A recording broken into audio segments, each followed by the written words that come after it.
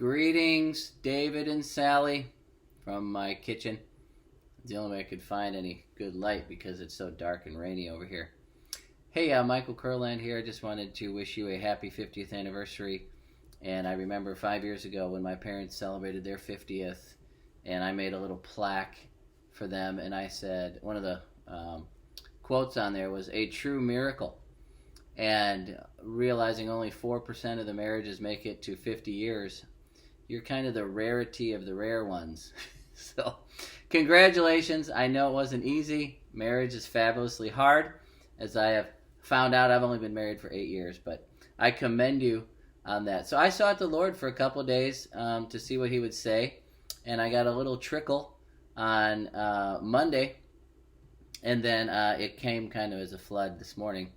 So I'm just going to tell you, Job 8:7 was the first verse that came to mind. It says, "Though your beginning was small, your latter end will increase greatly."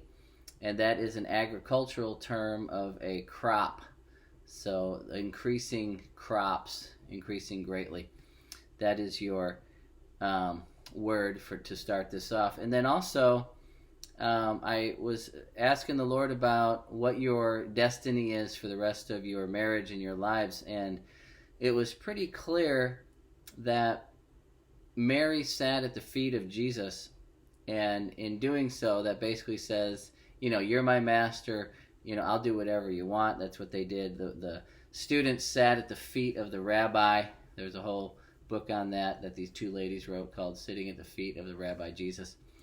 But the point is, I feel that what you've learned from sitting at his feet in these last 50 years, people want to come and sit at your feet.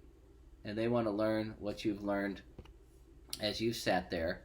And they want to take your position now and sit before you, because you definitely have something to say. And I was thinking about how younger men or younger women love to hear the stories and the struggles and the trials and the difficulties and the joys and the glories of older people. And I would just exhort you that is part of your latter end increasing greatly, is in part to that next generation, or even those younger than you of your generation, what you've learned when you sat at his feet. So, and the other part was Proverbs 21:20. It says, "There is precious treasure and oil in the dwelling of the wise." And if you've ever been to Israel and you've gone to the Garden of Gethsemane, they have a big Gethsemane, which is a big stone block, and they're like, "This is a Gethsemane." And the Gethsemane came, stood up like this, and then it tipped over and smashed the olive seeds, and that's what produced the oil. So it's a crushing thing that produces the oil. And so I feel like you've got precious treasure in your house, but also oil. The precious things are the good things, the precious treasure, but also the oil, the struggles and the trials and the difficulties, what you have endured, how you endured it, how God brought you through. That's definitely something you want to share, because that's oil, and that's very precious to God, and I believe it'll be precious to those who hear. You don't just share your secret sorrows, you share your secret joys as well.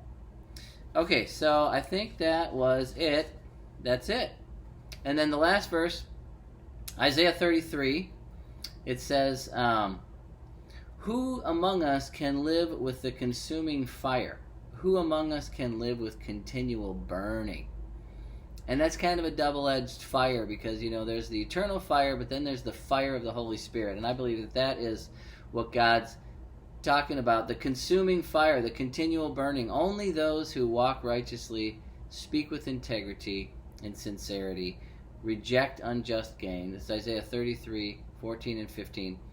And you get to the point where it says, "You will dwell on the heights, your refuge will be the impregnable rock, your bread will be given you, your water will be sure." And this, verse 17, I believe if you put this all together, sitting at the feet of Jesus and then having others sit at your feet, you can share your secret sorrows, your secret joys, especially the struggles and how you got through those.